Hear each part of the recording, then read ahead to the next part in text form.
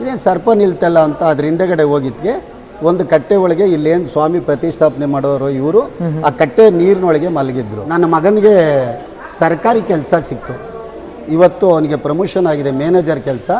ಈ ಸ್ವಾಮಿಯಿಂದಲೇ ಗೌರ್ಮೆಂಟ್ ಕೆಲಸ ಸಿಕ್ಕಿದ್ದು. 30 ದಿವಸದೊಳಗೆ ಮೈ ಮೇಲೆ ಒಂಚೂರು ಮಚ್ಚೆ ಇಲ್ದಂಗೆ ಭಗವಂತ ಆಶೀರ್ವಾದ ಮಾಡಿದ. ಅವ್ನು ಕರ್ಕೊಂಬಂದು 30 ದಿವಸದೊಳಗೆ ನಾವು 60% ಬರ್ನಾಗಿದ್ದು. ಇವತ್ತು ಮೈ ಮೇಲೆ ಒಂಚೂರು ಮಚ್ಚೆ ಇಲ್ಲ. ರಾತ್ರಿ ನಾವು ತಂಗ್ತೀವಿ ಸಂಸಾರ ಸಮೇತ ಅಂತಲೂ ಅರ್ಕೆ ಮಾಡ್ಕೊಂಡಿದ್ವಿ.